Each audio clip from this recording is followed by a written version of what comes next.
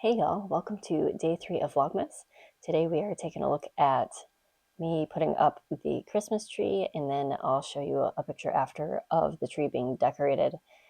We do decorate our tree as a family, so I didn't record that, but I have sped up this first part quite a lot. I wasn't certain I was actually going to be able to get the tree put together and the lights connected, and it, through an initial floofing with the amount of time that I had on my lunch this day. I did do this ahead of time, so this was, I think this is the Tuesday before Thanksgiving that I'm putting this up, because we go out of town for Thanksgiving, and I wanted my kids to be able to go ahead and decorate the tree after we got back into town that weekend. So this part is not very interesting, but I've sped it up, I think, 8 times so that it doesn't take too terribly long. This is a tree that we've only had for a few years. I did have a different tree where it had each individual branch you had to put in kind of the stand separately, which was a pain. So only having 3 parts to this to put up, and the branches are all connected, and the lights are already on there. It's way more convenient. I think we decided to get this tree when we had my daughter, and I was just like, I just can't put up that tree with an 8-month-old, and we decided to go ahead and get this one because it was pre-lit. I was a little bit disappointed. I assumed that pre-lit meant that the lights were incorporated into the tree branches, but with this one it's just wired lights that are already on the tree, and they're put on a tree in the way where you can fold it up and then fold it out and floof it without too terribly much trouble. So you do have to kind of play with the wires a little bit sometimes when you're trying to pull the branches out. There isn't enough give in a particular wire, so you kind of have to unwrap that light wire from around that branch and then rewrap it. But still way quicker, way easier, way more convenient than not having a pre-lit tree. And it's pretty easy to connect the sections, as you saw. That's the floofing here is really the part that takes me a long time. And I was actually really happy this year. It only took me about 30 minutes to kind of do an initial floof, and you'll see it's not perfect. Um, but I know that we were going to be leaning against the tree, and my kids were going to be leaning on it, putting ornaments up, so I didn't really care too much how it looked beforehand. But they were very excited to get home on this day and to see that the tree was up and waiting to be decorated. So it really made their day. So I was really happy that I was able to get it up beforehand.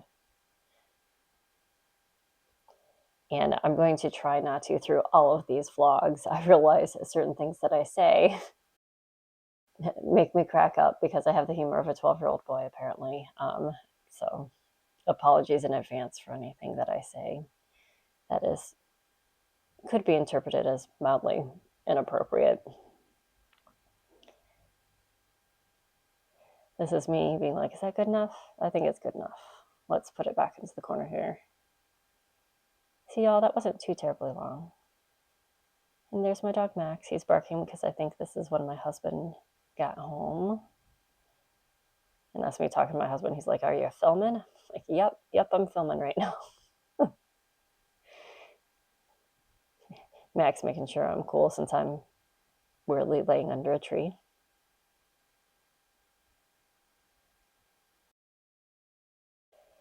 All right, and this is actually what it looks like after being decorated. And I decided to keep this really real for y'all, okay?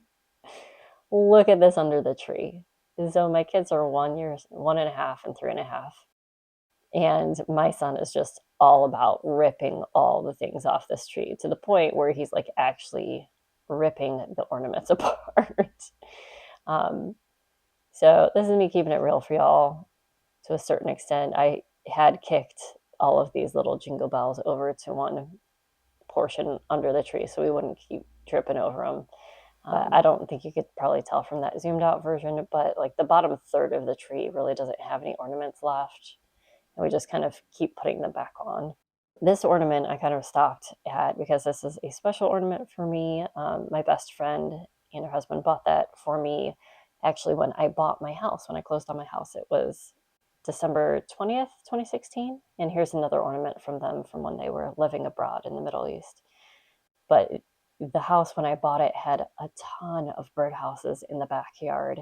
And so they got me a birdhouse ornament to kind of celebrate, buying the house and kind of the weirdness that went with it. Unfortunately, most of the birdhouses have since fallen apart and been taken down, but it's what gives it character.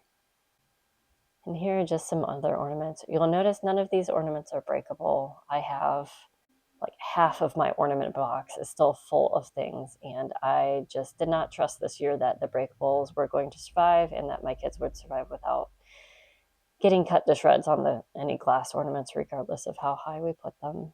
Thanks for joining me and taking a look at our spectacularly decorated Christmas tree this year. Make sure that you subscribe so you don't miss any other Keeping It Real Vlogmas content over here. Bye!